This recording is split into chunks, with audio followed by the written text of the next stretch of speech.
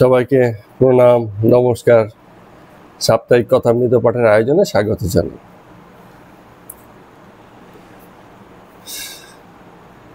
যুগল হলেই হলো, সব বন্ধুত্ব শেষ, সব আদর্শ শেষ। যুগল মানে জোড়া। বিয়ের আগ পর্যন্ত বন্ধুত্ব খুব ভালো থাকে, যে বিয়ে হয়ে গেল আর অন্যান্য বিষয় এসে গেছে, সমস্যা।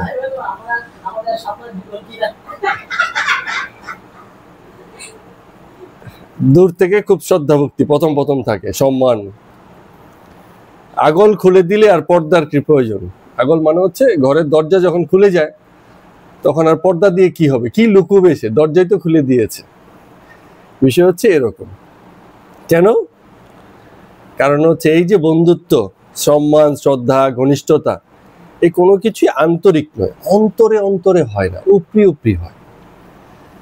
দৈহিক পর্যায়ে হয়, সামাজিক পর্যায়ে হয়। আমাদের এখানে তো এমনও দেখি, মায়ের কাছে খুব শান্তশিষ্ট মেয়ে, শ্বশুর বাড়িতে গেলে সবাই জানে দজ্জাল বউ। মায়ের কাছে খুব ভালো, মায়ের কাছে শান্ত। কিন্তু কারণ কি, প্রেক্ষাপট চেঞ্জ হয়ে গেছে, জায়গা চেঞ্জ হয়ে গেছে, তখন ক্যারেক্টারও পাল্টে গেছে। আর যেই ছেলেদের অফিসে মেয়ে বস থাকে,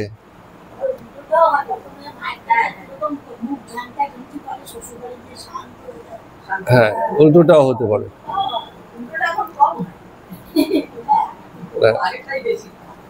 অনেক সময় ছেলেরা গল্প করে, বলে অফিসে হচ্ছে মহিলা বস, ওর তো জীবন শেষ। বাড়িতেও মহিলা বস, অফিসেও মহিলা বস, জীবন শেষ। এইরকম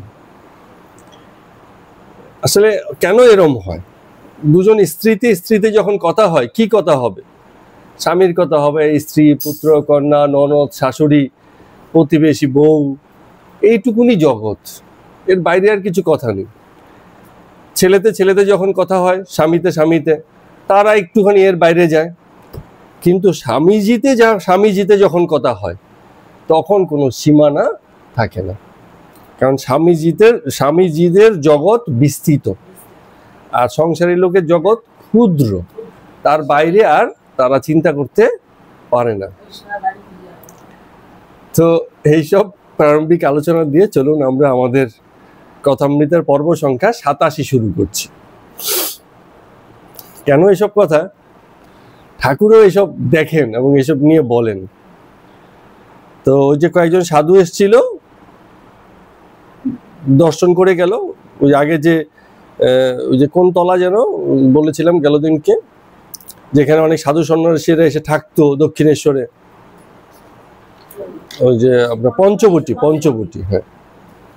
তো সেই সাধু সন্ন্যাসীরা চলে গেলে রামকৃষ্ণদেব ঠাকুর বসে আছেন, সামনে মণি আছে, মনীন্দ্র মাস্টার মশাই আছেন।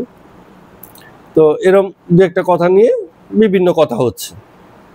ঠাকুর মণির সঙ্গে ঘুরতে বেড়াতে কথা বলছেন। তো রামকৃষ্ণদেব ঠাকুর বলছেন, আগে দেখতুম লোকে শ্বশুর বাড়ি যায়, আমিও ভেবেছিলাম বিয়ে করব, শ্বশুর ঘর যাব, সব স্বাদ আহ্লাদ পূরণ করব, কি যে কি হয়ে গেল। হ্যাঁ, এরকম ব্যাপার। মানে বিয়ে করলো কিন্তু স্বাদ আহ্লাদ হারিয়ে গেছে, এরকম ব্যাপার। তো মণি বলছেন যে ছেলে যদি বাপকে ধরে তবে তার পড়াশোনা হয়, আর বাপ যদি ছেলেকে ধরে তাহলে তার পড়াশোনা শিখে ওঠে। এটার অর্থ হচ্ছে, ছেলের যদি বাপকে তখনও পর্যন্ত দরকার থাকে, তার মানে কি ওর কিছু চাহিদা আছে, কিছু পূরণ করতে চায়, যে কারণে বাবার দরকার। আর বাবা যদি ছেলেকে চায় যে ভাই তোকে আমার দরকার, তাহলে ছেলে গেল, উচ্ছন্নে গেল। কারণ কি, তখন স্নেহ বসে, অন্ধত্ব চেপে বসে। তো কথাগুলো এরকম বলছেন। কেন বলছেন? কারণ এই যে ঠাকুরকে তো মা কালীতে ধরেছে হিসেব মতো, আর যে মা কালী যখন কাউকে ধরে, আর জগতের কোনো কিছুই আর তাকে ছুতে পারে না বা ধরতে পারে না। ব্যাপারগুলো হচ্ছে এরকম, এই অর্থে বলছেন। তো ঠাকুর হাঁটছেন আর ঈশের সঙ্গে খোলামেলা কথা বলছেন, অদ্ভুত সব কথা বলছেন। আমি মেয়ে বড় ভয় করি, মনে হয় যেন বাঘিনী। অঙ্গ প্রত্যঙ্গ ছিদ্র খুব বড় বড় দেখি, রাক্ষসীর মতো। রাক্ষসী যেমন এরম বড় বড় দেখি। কেন এরম বলছেন? কখনো কখনো মাতৃভাব কাজ না করলে রাক্ষসী ভাবও দরকার আছে। মাতৃভাবে আর নেওয়া যাচ্ছে না, মানুষ তো অনেক সময় নিতে পারে না, তখন কি হচ্ছে, না না এই বিশাল, একে দেখে মনে হচ্ছে মানে খুব শান্তশিষ্ট নম্র ভদ্র। অ্যাকচুয়ালি জগতের তাবর তাবর যত রাক্ষসী আছে, আমরা গল্পও দেখেছি, কেউ কিন্তু রাক্ষসের রূপে আসে না, সবাই সুশ্রী সুন্দর একটা ভালো রূপ দিয়ে, মনোহর রূপ নিয়ে আসে। তো ঠাকুরের কাছে এই সংসারে যারা স্ত্রীলোক আছেন তাদেরকে তিনি এরকম দেখেন, যে সুশ্রী সভ্য উপরি উপরি মনে হচ্ছে, কিন্তু ভিতরে ভিতরে রাক্ষসী রূপ। কেন? কারণ যখন আগল খুলে যাবে তখন আর শ্রদ্ধা ভক্তিটা থাকবে না। কেন এই কথাগুলো বলছেন, এগুলো ব্যাখ্যা করবেন। তো বলছেন যে আগে খুব ভয় ছিল এই কারণে, এসব ব্যাপারে, এই জন্য কারুকে কাছে আসতে দিতাম না। পরে অনেক মনকে বুঝিয়েছি যে সবই মা আনন্দময়ীর এক একটি রূপ। এগুলো সংস্কার মানে থাকে না অনেকের, অথবা আচারও বলতে পারেন। সাধন পথে গেলে এইসব আচার করতে হয়, এগুলো হয়তো গুরুর নির্দেশ। হ্যাঁ হ্যাঁ। তো এই জায়গাটাই বলছেন, বলে হতে পারে ভগবতীর অংশ, কিন্তু পুরুষের পক্ষে, সাধুর পক্ষে, ভক্তের পক্ষে খুবই ত্যায্য। এই অংশ গ্রহণ করা যাবে না, দূর থেকে দেখতে হবে। তো এবার ইয়াকে জিজ্ঞেস করছেন, আমাদের কাছে যে ছেলে ছোকরারা আসে, নিরঞ্জন আরো রাখাল, হ্যাঁ, মানে দেখতে পাই ওদের কারো মেয়ে মানুষের দিকে মন নেই। মানে ঠাকুর এগুলো খেয়াল করেছেন, লক্ষ্য করেছেন, তাই বলছেন আর কি। তো ওদের কি হয়, ওরা জানে এই মনটাকে ভগবানের কাছে দিতে হবে। তো যেই মন ভগবানকে দিতে হবে, তার কিছু যদি কোনো মেয়ে মানুষকে দিয়ে ফেলে, আর তারপর বিয়ে শাদীর পর যদি তার দু একটা ছেলে কন্যা হয়ে যায়, তখন কিন্তু সেই মন আর ভগবানকে দেওয়ার জন্য কিছু অবশিষ্ট থাকে না, এরম ভাবে বলছেন। তো আবার ইয়ার কি করছেন, ঠাকুরের মধ্যে অনেক অভিজ্ঞতা, তো মানে সেই সময় তদানীন্তন কালে যে ছবিগুলো আছে, মানে সমাজে যেসব অবস্থাগুলো দেখা যেত, তার একটার কথা বর্ণনা করছেন। তখন বয়স্ক ব্রাহ্মণরা একাধিক বিবাহ করত, কন্যা দায়গ্রস্ত পিতাদেরকে মানে উদ্ধার করত, কন্যাকে পানি গ্রহণ বা মানে বিবাহ করার মধ্য দিয়ে। বলছে পাড়ে জমাদার খুট্টা বুড়ু, তার ছিল 14 বছর বয়সের বউ, অল্প বয়স বিয়ে করেছে। এখন সে বউ বুড়ুর সঙ্গে থাকতো, গোল পাতার ঘর, আর লোকে কি হচ্ছে, বউয়ের আকর্ষণে সেই গোল পাতার পাতা সরিয়ে সরিয়ে ভিতরে দেখতো বউ কি করে, এরকম লোকে পাতা সরিয়ে সরিয়ে দেখতো। তাল পাতার ঘর মানে হচ্ছে মানে সাধারণ ঘর আর কি। হ্যাঁ। তো এখন ইয়ার কি করছেন যে, তো সেই মেয়েটা তো সেখানে বেশি দিন থাকতে পারলো না, কারণ লোকে এত খোঁজ খবর নেয়, মানে দেখতে চায় কি আছে কেমন আছে, সেসব বউ থাকে, বেরিয়ে গেছে। তো বলছে যে ঠাকুর বলছেন যে মাঝে মাঝে এমনও শুনি এক একজনের বউ এমন অবস্থা, বাড়িতে গোল পাকিয়ে ফেলে। গোল পাকিয়ে মানে সংসারের দ্বন্দ্ব, বিয়ে করার পরে যা হয় আর কি। তখন এই বউ কোথায় রাখবে এই নিয়ে তারা খুব চিন্তিত, মহাভাবিত হয়ে যায়। হ্যাঁ। তো আর বেটা ছেলেদেরও দেখো কেমন করে যেন মেয়ে মানুষের কাছে বশ হয়ে যায়। সংসারীরা মেয়েদের কথায় উঠতে বললে ওঠে, বসতে বললে বসে। এমন বেটা ছেলে দেখলাম না যে তার পরিবারের সুখ্যাতি করে না, মানে প্রশংসা, বউয়ের প্রশংসা সবসময়ই আছে। এসব বলছেন কেন, কাকে বলছেন এটা খেয়াল করতে হবে। মাস্টারমশাইকে বলছেন। মাস্টারমশাইয়ের তো একই অবস্থা, ওনার নিজের বাড়িতেই তো উনি স্ত্রী নিয়ে থাকতে পারেননি, উনি তো স্ত্রী নিয়ে আলাদা থাকছেন। হ্যাঁ হ্যাঁ, যার সঙ্গে কথা হচ্ছিল শ্রীম, হ্যাঁ হ্যাঁ, যার সঙ্গে কথা হচ্ছিল উনিও আলাদাই থাকেন। তো প্রথমে এসছে পরে জিজ্ঞেস করছিল না যে স্ত্রী কেমন, প্রথমে এসছে পরে জিজ্ঞেস করেছিল যে স্ত্রী কেমন, মানে কি না। তো এবার ঠাকুর নিজের কথা বলছেন, নিজের কথা মানে নিজের স্ত্রীর কথা নয়, ততদিনে স্ত্রী ছিলেন কি ছিলেন না আমরা কিন্তু কিছু বুঝতে পারিনি এখনো, ঠিক আছে, নিজের জীবনের কথা বলছেন আমার এক জায়গায় যাওয়ার কথা হচ্ছিল, সঙ্গে যাবে রামলাল। এখন রামলাল গেছে তার খুড়িকে জিজ্ঞেস করতে যে খুড়ি ঠাকুর মশাই যাচ্ছেন, আমি কি সঙ্গে যাব? এখন খুড়ি বললো না না না যাচ্ছে এই অসুবিধা ওই অসুবিধা নানান কিছু, আর যাওয়া হলো না। এখন ওই রামকৃষ্ণদেব নিজের ঘরে ফিরে আসছেন, মনে মনে ভাবছেন, বলে মানে আমি সংসার করি নাই, কামিনী কাঞ্চন ত্যাগ হয়েছি, এতেই এই অবস্থা, মানে কোথাকার কোন খুড়ি বলেছে আমার যাওয়া গেছে আটকে। হ্যাঁ, মানে আমারও খুড়ি নয়, সে রামলালের খুড়ি বলে আমাদের একদিকে যাওয়া ছিল, জিজ্ঞেস করতে গেছে পরেই দিয়েছে ভেটো দিয়ে, আর যাওয়াই হয়নি। তো বলছে অত দূরের খুড়িও আমার জীবনকে মানে এরকম ভাবে নিয়ন্ত্রণ করে ফেলতে পারে, আর ঘরে যদি এরকম কাউকে রেখে দিতাম লোকের খুড়ি, তাহলে তো হয়েছিল ঘটনা।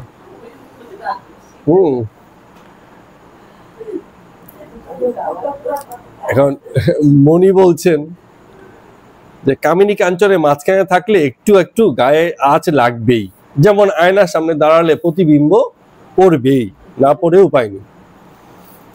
আপনি তো বলেছিলেন সেই যে জয়নারায়ণ পণ্ডিতের কথা, মানে একজন খুব বড় পণ্ডিতের কথা, তো আপনি বলেছিলেন আপনি যখন তার সঙ্গে দেখা করতে গেলেন কিরম বালিশ টালিশ নিয়ে বারান্দায় শুকোতে দিচ্ছিলেন, হ্যাঁ, বালিশে মানে শোয়া হয় না। আমার পণ্ডিতের এই জ্ঞানও ছিল যে বালিশটা তার শুকনো হতে হবে।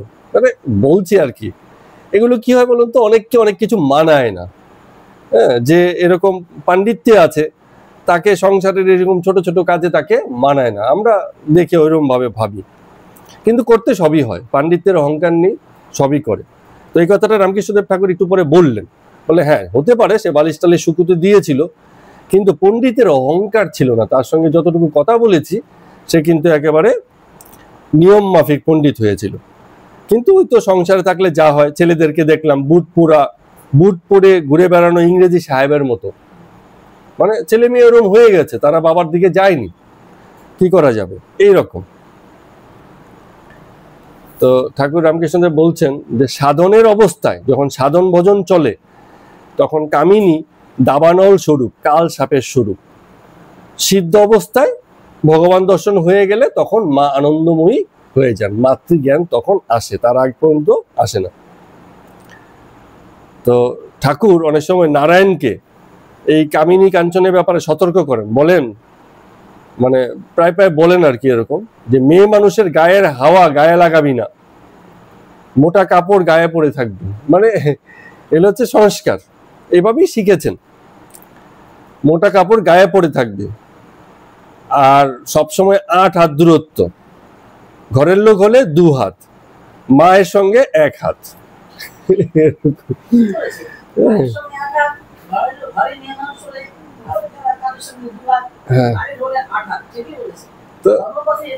হ্যাঁ একটুখানি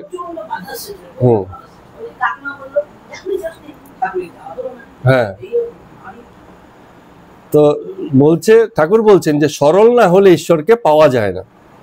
দেখো তো নিরঞ্জন কেমন সরল, নরেন্দ্রকে দেখছি ও মেধাবী ছেলে, আর বাবার মৃত্যুর পরে সংসারে ভাবনায় পড়েছে, তাই খানিক হিসেব বুদ্ধিও হয়ে গেছে, উপায় নেই, নরেন্দ্রের ব্যাপারটা আলাদা ছিল, আলাদা নয় সবার ক্ষেত্রেই হয়তো একই হয়, কিন্তু নরেন্দ্র সেই পরিস্থিতিটাকে মানে মুখোমুখি করতে হচ্ছিল তাকে, ঠিক আছে।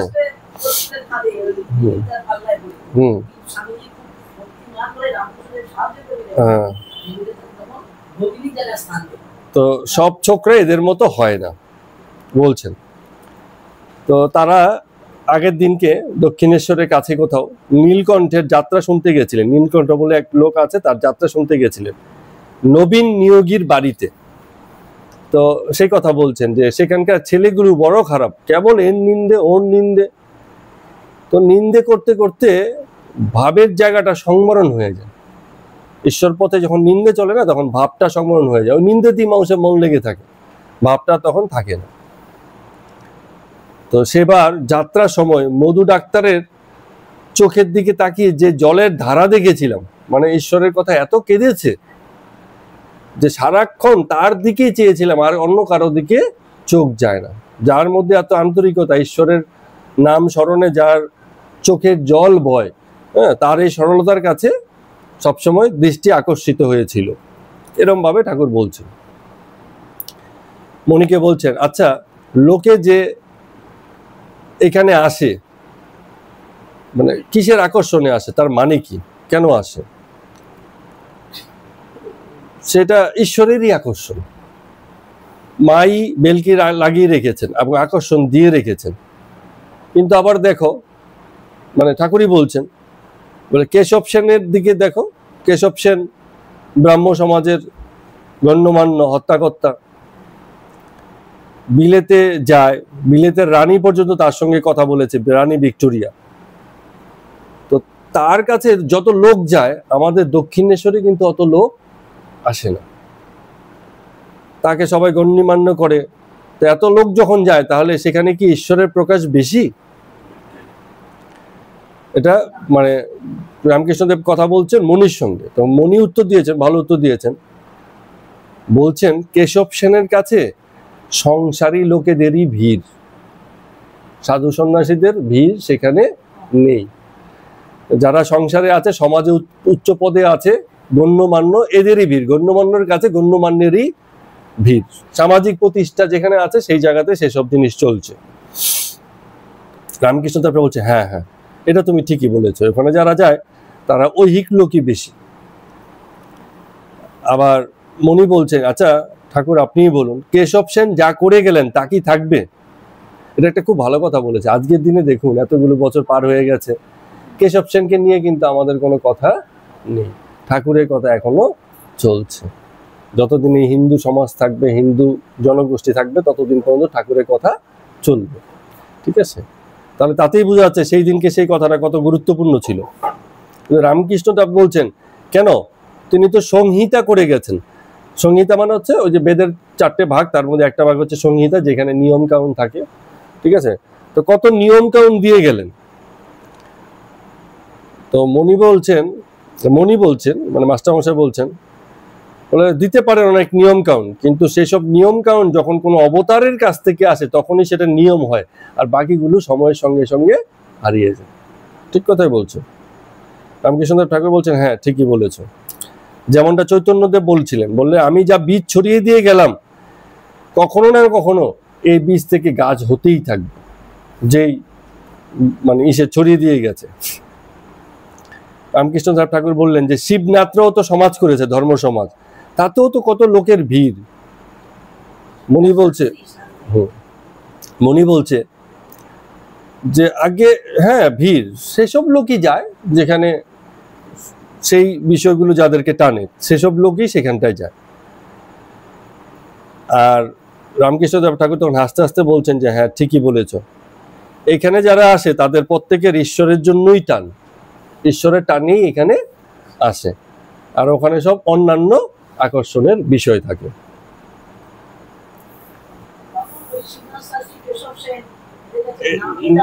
নামি দামি লোকেরা যেত, হ্যাঁ প্রতিবাদ, হ্যাঁ হ্যাঁ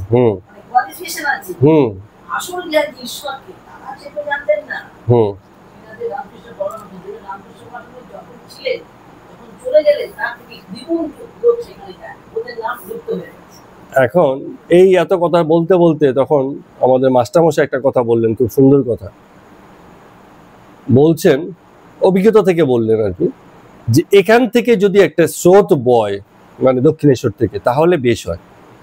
সে স্রোতের টানেতে সব ভেসে যাবে। এই যে যত গল্প হলো, বলে যদি এখান থেকে এরকম একটা স্রোত বইতো, সেই স্রোতের টানেতে সব ভেসে যেত।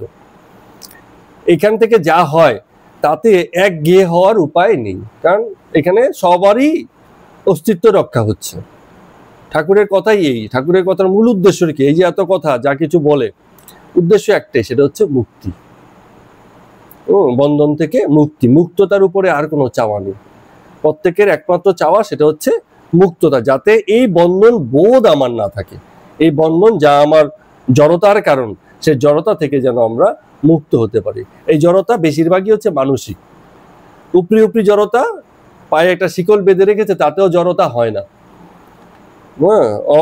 ঋষি অরবিন্দকে এক কামরার একটা ছোট ঘর, মানে এক কামরা বলতে একজন লোক কোনো রকমে দাঁড়াতে পারে না, বসতে পারে না, এমন ঘরে দিনের পর দিন রেখেছে। ইংরেজরা, মানে স্বদেশী আন্দোলনে তার ভূমিকার জন্য। অথচ সেই জায়গাতেই ওনার আধ্যাত্মিক বিকাশ। বললেন সেই সময় কিছু করার ছিল না, ছোট্ট একটু ফাঁকা ছিল, সেখান দিয়ে শুধু আকাশ দেখা যেত, তাই দেখতাম চেয়েছি, দিন রাত শুধু তাই দেখতাম। সেই সময় যে চৈতন্যের বোধোদয় হলো, একটা 15 মিনিট একটা ডকুমেন্টেশন অনেকদিন আগে দেখেছিলাম, হ্যাঁ, গায়ে কাটা দেওয়ার মতো। মানে সেখানে যা বলা হচ্ছে যে যখন কিছু করার নেই তখনই একমাত্র মানে ঈশ্বরের ভাবনা আসে এবং প্রতিষ্ঠিত হয়, বোধোদয় হয়, হ্যাঁ, আত্ম উপলব্ধি জাগে। আর না হলে তো জগতের বিষয়ে মন লাগিয়ে সব একটা একটা এই কর্ম সেই কর্ম এই সেই নানান কিছুতেই মানে বসে থাকা বা মগ্ন হয়ে থাকা। তো মাস্টারমশাইয়ের মনে এই যে কথাটা জেগেছিল যে যদি এখান থেকে একটা স্রোত বয়ে যেত তাহলে এই যা কিছু মানে সে সময় জড়িয়েছে সব এক সময় সব ভেসে নিয়ে যেত। এবং পরবর্তীতে আজকের দিনে দেখুন সেটাকেই আমাদের রামকৃষ্ণ ভাবধারা বলে একটা মানে প্রচলিত হয়েছে। যদিও রামকৃষ্ণদেব ঠাকুর নিজে ভাবধারা বলে কোনো বিশ্বাসী ছিলেন না, কিন্তু আমরা সেইভাবে তাকে দেখেছি, এইভাবে আমরা এখন ব্যাখ্যা করি বা বর্ণনা করি। রামকৃষ্ণদেব ঠাকুর তখন আস্তে আস্তে বলছেন, আমি যার যা ভাব তার সেই ভাব রক্ষা করি। বৈষ্ণবকে বলি বৈষ্ণব হয়েই থাকো, শাক্তকে বলি শাক্ত হয়েই থাকো। আমার কাছে আসছে বলে যে আমার কিছু দিয়ে দিলাম সেটা আমি করি না। তার মানে এখানে মুক্তি, যে তুমি যা হয়ে আছো তা থেকেই তোমার মুক্তি হতে পারে। তবে একটা কথা বলি, যে কথা বলো না যে আমার পথই সত্য আর বাকি সব মিথ্যা, এইটা বলো না, ঠিক আছে? নিজের নিজের ভাব রক্ষা করে আন্তরিক থাকো। তোমার কি চাই? তোমার তো ভগবান লাভ চাই, তুমি তা পেয়ে যাবে। আরেকজন ভগবান লাভ সঠিক পথে করছে না ভুল পথে করছে, এই খবরদারি করে তোমার কি লাভ হবে? তোমার একটাই লাভ, তুমি আন্তরিক পথে থেকে ভগবানকে পাওয়ার রাস্তা তৈরি করছো কিনা। তো এবার হাসতে হাসতে বলছেন যে একবার বিজয়ের শাশুড়ি, ওই তো ব্রাহ্ম সমাজের যে বিজয়, তার শাশুড়ি এসে বলল, আমাকে বলছে, কি বলছে জানো? বলছে, ঠাকুর তুমি তো বলরামদের এইসব ছেলে চোকরাদের বলে দিলেই পারো যে সাকার পূজার কি দরকার, তুমি বললে ওরা নিশ্চয়ই নিরাকার সচ্চিদানন্দকেই ডাকবে। আরেকজন এসে বলছে, তা আমি বললাম অমন কথা আমি বলতেই যাব কেন, আর তারা শুনবেই বা কেন? প্রত্যেকের নিজস্ব পছন্দ আছে, হ্যাঁ, আমি তার পছন্দের পক্ষে, যে তুমি তোমার পছন্দটাতেই থাকো। গীতাও তাই বলছে, তোমার যা সহজাত প্রকৃতি তার উপর ভিত্তি করেই তুমি সাধন ভজন করো। তো রুচি ভেদে অধিকার ভেদে একই জিনিসকে নানান রূপে দিতে হয়। হ্যাঁ, একই জিনিস ওটাই আছে, কিন্তু রুচি আলাদা আলাদা, অধিকারী আলাদা আলাদা, কি যে যেমন যোগ্য হয়েছে তাকে সেই হিসাবে সেই জিনিসটাকে দিতে হবে। এখন আমি একটা রূপ ধরেছি বলে আমি সবাইকে বলবো সেই রূপেই আসো, এখানেই ভুল হয়ে যায়, এবং ম্যাক্সিমাম ভুলগুলো এখানেই করেছে লোকে। মনিও বলছেন যে আগে হ্যাঁ ঠিকই বলেছেন, দেশকাল পাত্র ভেদে আলাদা আলাদা রাস্তা, তবে যে রাস্তা দিয়েই যাও না কেন শুদ্ধ মন হয়ে আন্তরিক ডাকলে তার কাছে গিয়ে পৌঁছবে, এটি আসল কথা। মনিও এখন বলছেন এসব বিষয়গুলো। তো হাঁটাহাঁটি শেষ করে, মনীন্দ্রর সঙ্গে কথাবার্তা শেষ করে ঠাকুর নিজের ঘরে এসে আসনে বসেছেন। তখন মেঝেতে আরো অনেকে এসে বসলো। ওই মুখুজ্জে ব্রাদার্সদের যে দুই ভাই ছিল তাদের সঙ্গে আসতো হরি, সে এসে বসলো, মাস্টারও আছে। একজন অপরিচিত ব্যক্তি ঠাকুরকে এসে প্রণাম করলেন বসে। ঠাকুর পরে বলেছিলেন, সেই লোক চলে যাওয়ার পরে, বলে তাহার চক্ষুর লক্ষণ ভালো না, বিড়ালের ন্যায় কটা চক্ষু, অনেককে দেখবেন চাহনি কিরম যেন, মনে হয় যেন মাপছে, জগৎকে বিচার করছে, মাপছে। এরম লোককে আমি দেখেছি, অনেকে এরম আছে, এরম ভাবেই তাকাবে যেন পা থেকে মাথা পর্যন্ত দেখছে, বিচার করছে যে কি আছে ঘর দোয়ার সব জায়গাতে, মানে যেন কি যেন দেখছে। হ্যাঁ, এক্সামিনার, হ্যাঁ হ্যাঁ, পরীক্ষক যেন এসছেন, হ্যাঁ, বিচার করছেন। তো আগে অনেক সময় কিছু কিছু গৃহস্থ লোকের এরম চক্ষু ছিল, হ্যাঁ, জগতের সকলকে মাপছেন, অবস্থাপন্ন গৃহস্থ তো, যখনই কোনো কাজে তার কাছে যেত মাপছেন, দেখে নিচ্ছেন কি আছে। বলে এরম চোখ, হ্যাঁ, এই লক্ষণটা ভালো না, ঠাকুর বলছেন এই লক্ষণটা ভালো না, সে সবসময় খুঁজবে। তো এই সময় ঠাকুরকে হরি তামাক সেজে এনে দিলেন। তো বলছেন এই দেখি দেখি তোর হাত দেখি। হরির হাত দেখছেন, বলে হাত হালকা করো দেখি। আমি হাত দেখলে খল কি সরল বলতে পারি। ঠাকুর বলছেন হাত দেখে বলতে পারেন খল না সরল বলতে পারি। ওকে জিজ্ঞেস করছেন, কিরে মনে চায় শ্বশুর বাড়ি যাবি, বউয়ের সঙ্গে কথাবার্তা করবি, আর ইচ্ছে হয় একটু আমোদ আহ্লাদ করবি, মানে এগুলো হচ্ছে টেস্ট করছেন আর কি। তো মাস্টার বলছেন, আগে আপনি হাত যে দেখেন কি দেখেন, এই তো দেখেন যে নতুন হাড়ি যদি খারাপ হয়ে যায় তাহলে আর তাতে দুধ ঢেলে লাভ নেই। মানে হাড়ি লক্ষণ দেখে বোঝা যায় যেগুলো ভালো হাড়ি ঠিক আছে, আর হাড়ি যদি খারাপ হয় তাহলে এসে নতুন হলে কি হবে, তাতে আর দুধ ডালা যাবে না, কারণ নষ্ট হয়ে যাবে। তো এরকম দেখেন, হাত দেখেন মানে হচ্ছে এরকম উপরি উপরি দেখেন। তো মাস্টার বলছেন যে মুখুজ্জেরা দুই ভাই, ওই যে দুই ভাই প্রিয়নাথ মুখুজ্জ আর হচ্ছে মহেন্দ্র মুখুজ্জ, তাদের মধ্যে থেকে বড় ভাইটি খুব সরল। ঠাকুর বলছেন, বলে হ্যাঁ হ্যাঁ ঠিক, আর ছোটটা একটুখানি হিসেবি, হিসেবি মানে হচ্ছে কৃপণ। বলছেন একটু হিসেবটা বেশি করেন, কৃপণ একটু বেশি। ওই বড় ভাই যে মহেন্দ্র মুখুজ্জে ঠাকুরকে নিয়ে তার যে ওই যে মিল ছিল, মিলে করে থিয়েটারে নাটক দেখাতে নিয়ে গেছিলেন বড় ভাই মহেন্দ্র মুখুজ্জ, তো সে খুব সরল বলছেন এরকম। তো এগুলো কিছু সংস্কার ঠাকুর অনেক সময় এগুলো মেনেছেন, অনেকে থাকে না, এগুলো সংস্কারও বটে, আবার প্র্যাকটিক্যাল অভিজ্ঞতা থেকেও আসে, বাস্তব জীবনের অভিজ্ঞতা থেকেও আসে। তো ঠাকুর বলছেন মাস্টারকে যে শরীরের লক্ষণ দেখে অনেকটা বোঝা যায়, মানে খল হলে কি হয়, হাত ভারী হয়, কারণ সে কি অর্থে সে ঠাকুরই ভালো বুঝবেন। আবার বলছেন নাক টেপা হওয়া ভালো নয়। হ্যাঁ, শম্ভুর নাকটা খুব টেপা ছিল, এত জ্ঞান হলো তারপরেও দেখো শেষ পর্যন্ত কিন্তু মানে হলো না। এরকম সব ক্ষেত্রে যে একই হবে তা না, এগুলো হচ্ছে লক্ষণ, উপরি উপরি লক্ষণ। অনেক সময় কি হয়, স্টান দেখে খেলোয়াড়ের লক্ষণ বোঝা যায়। স্টান মানে কি, যারা একটু ক্রিকেট ফিকেটে যায় ওরা একটু দেখে মাঝে মধ্যে, একটা ব্যাটসম্যান ব্যাট হাতে কিরম ভাবে দাঁড়াচ্ছে তার উপরে বুঝতে পারে তার প্রস্তুতিটা কিরম আছে। একজনকে খট করে ব্যাট ধরে দাঁড়িয়ে গেল, তো বোঝা যাচ্ছে যে ওর ট্রেনিং প্রশিক্ষণ বেশি একটা ভালো হয়নি। এরপরে ওরম করে দাঁড়িয়েও 4 ছক্কা মারতে পারে, আবার খুব ভালো স্ট্যান্ড নিয়ে দাঁড়িয়েও আউট হয়ে যেতে পারে। বিষয়টা তা না, লক্ষণ। কাজে কি হবে এটা বোঝা আমরা নিশ্চিত করে বলতে পারি না, সব লক্ষণে যে মিলবে সেটাও বলা যায় না, কিন্তু কিছু কিছু লক্ষণ আছে যা দেখে পরে বোঝা যায়, ওই কথাই ঠাকুর বলছেন। আবার বলছেন উন পাজরে হওয়া ভালো নয়।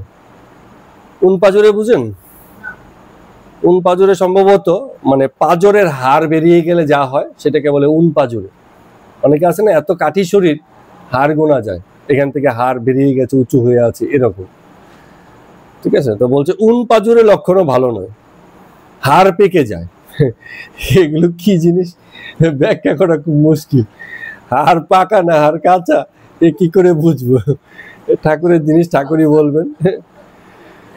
বলে আর হচ্ছে বিড়াল চক্ষু, বিড়ালের মতো কটা চোখ। হ্যাঁ, এটা ঠিক আছে। আর ঠোঁট যদি ডোমের মতো হয় তাহলেও নিচু বুদ্ধি হয়। এখন সব ডোমের কি একই রকম ঠোঁট কি না সে কে জানবে, আমরা তো কদাচিৎ একজন দুজনকে দেখি বা জানি। হ্যাঁ, আরো বলছে আরো খারাপ লক্ষণ আছে, বলে এক চক্ষু হলেও অসুবিধে। হ্যাঁ, এক চক্ষু মানে কি, এক চোখ দিয়ে ভালো দেখে, আরেক চোখ মানে কোনো কারণে অনেকে থাকে না।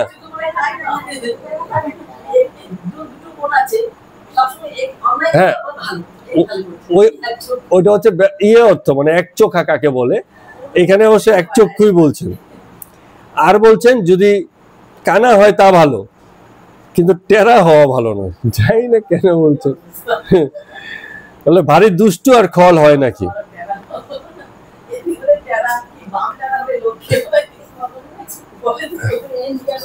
তো একবার কি হয়েছিল বলছেন, বলে একবার এক ছাত্র এসেছিল, এসে বলল হৃদয়কে বলছে, হৃদয় মানে ভাগ্নে হৃদয়কে বলছে, বলে আমি হচ্ছি রাস্তিক, তোমরা তো ধর্ম করো, তো তোমরা আস্তিক, এবার তুমি আস্তিক হয়ে আমার সঙ্গে বিচার করো। মানে আমার সঙ্গে কথাবার্তা বলো, লড়াই করো, এরকম বলছে। এখন আমি এসে হৃদয়কে বলছে, তো ঠাকুর একটুখানি ভালো করে চেয়ে দেখলেন যে কি ব্যাপার, ছেলেটা এই কথা বলছে কেন। হ্যাঁ, তা আমি ভালো করে দেখলাম, দেখি বিড়াল চক্ষু, বলছি হয়ে গেছে, এই ইশারা দিয়েছে, ওর সাথে কথা বলতে যাচ্ছে, হবে না। হ্যাঁ, দুষ্ট বুদ্ধি। আবার এই কথাটা ভালো বলছে যে ঠাকুর একটা কথা বলছেন, আবার চলনেতে লক্ষণ ভালো মন্দ টের পাওয়া যায়। চলন মানে হচ্ছে চলন বলন, কথা বসা, ইঙ্গিত, এগুলোতে কিন্তু অনেক সময় টের পাওয়া যায়। এটা কিন্তু হয়, মানুষের লক্ষণ দেখে বোঝা যায়। হ্যাঁ, একটা দুষ্ট ছেলে কিছু মানে ঘর বাড়িতে ঢুকলে পরে বোঝা যায়, চলন লক্ষণ দেখে, আরে বাবা এই তো, ও তো দেখেই বুঝতে পারছি যে ওর ভিতরে কিছু একটা ঘটে যাচ্ছে, তাই না? আবার শান্ত ছেলে দেখলেই বোঝা যায়, বাবু বাবু তো চেহারাটা দেখেই বোঝা যাচ্ছে তুই খুব শান্ত। তার মানে কি, ওই চলন বলন লক্ষণ এগুলো ঠিক আছে, এগুলো মিলে। সবসময় চোখ টোক না, হাত টাতের ব্যাপার, হাড় পাকা কি কাঁচা এইসব দেখে আমরা বুঝতে পারি না, ঠাকুর বুঝতে পারতেন, সেই বিষয়ে আলাদা। কিন্তু এইসব কিছু আমরা পাইনি এখনো পর্যন্ত, কিন্তু সেসব কথা পাইনি। রসিকতা বরাবর আছে। তো এইসব বিষয়গুলো বলছেন আর কি। হ্যাঁ, না মাঝ বয়সী না, বেশ বয়সী, 46-48 এরকম বয়স। তো গড় হতে ঠাকুর বারান্দায় বেড়াচ্ছেন, সঙ্গে মাস্টার আর বাবুরাম। এবার হাজরাকে বললেন যে একদিন একজন লোক এসেছিল আমার কাছে, দেখলাম বিড়ালের মতো চক্ষু। সে এসে আমাকে বলে কি না যে আপনি জ্যোতিষ জানেন, আমার কিছু সমস্যা আছে, একটু দেখে দেবেন। আমি বললাম না, তুমি বরঞ্চ বরানগরে যাও, সেখানে জ্যোতিষের অনেক পণ্ডিত আছে। আমি তো যাই না। ঠাকুর এড়িয়ে গেলেন। তখন বেলা প্রায় 3টা, ঠাকুর আবার নিজের আসনে এসে বসেছেন। এমন সময় ওই যে বললো না কিছুক্ষণ আগে, নীলকণ্ঠের যাত্রা দেখতে গেছিল নবীন নিয়োগীর বাড়ি, তো সেই যে নবীন নিয়োগী সে আবার তার সঙ্গে ঠাকুরের সঙ্গে দেখা করতে এসছে।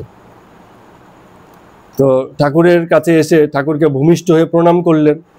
ঠাকুর তখন খানিকটা সমাধিস্থ অবস্থা। তো ওই নবীন সমাধি একা আসেনি, তার যাত্রার যে আরো অন্যান্য লোকজন আছে ওদেরকে নিয়েও এসছেন। হয় না অনেক সময় যাত্রা করতে এসছে, শুনেছে যে ওখানে এরকম ঠাকুর একজন আছেন, চলো ভাই দেখা করে আসি ওখানে, এরকম। তো দেখতে দেখতে ঠাকুর বাড়িতে সেই ঘরটা মানে ভক্ততে পরিপূর্ণ হয়ে গেল। বিকেলের দিকে কিন্তু সব ভক্তবৃন্দ আসে। কিছুক্ষণ পর ঠাকুর যখন ভাব ফিরে পেলেন, মানে ভাব কেটে গিয়ে যখন স্বাভাবিক অবস্থায় এলেন, তিনি হঠাৎ করে উপর থেকে নেমে মাদুরে গিয়ে বসলেন, চারদিকে সব ভক্তবৃন্দ। তো রামকৃষ্ণ ঠাকুর যখন নীলকণ্ঠ তার দিকে তাকিয়ে আছে, ঠাকুর বলছেন আমি ভালো আছি, আমি ভালো আছি। মানে অনেক সময় কি হয়, নিজেই বলেন জিজ্ঞেস করার আগে, কেউ জিজ্ঞেস করেনি, আমি ভালো আছি, আমি ভালো আছি। তো নীলকণ্ঠ মানে এগুলো কিছু সরলতা, মনে হয় যেন আমারই খোঁজ খবর করতে এসছে, নিজে থেকে বলে দিচ্ছেন, এরকম জিজ্ঞেস করার অপেক্ষা নেই। নীলকণ্ঠ বলছেন কীতাঞ্জলি হয়ে, কীতাঞ্জলি মানে হচ্ছে জোড়ো হাত করে, যে ঠাকুর আমায়ও তাহলে ভালো করুন। ও তো রামকৃষ্ণ আস্তে আস্তে বলছেন, তুমি তো কা হয়েই আছো, আর আকার দেবো কোথায়? কা মানে কয়ের পরে আকার দিলে হচ্ছে কা, তো তুমি তো কা হয়েই আছো, আর আকারটা জুড়বো কোথায়? বলছে এই যে ঠাকুরের গান গিয়ে বেড়াচ্ছ, এতে তো তুমি অনেক কিছু করে ফেলছো, তোমাকে আর আমি কি দেখাবো বা কি বলবো? মানে ইয়ার কি করছেন, কিন্তু তাতেও একটা জ্ঞানের ভাব আছে।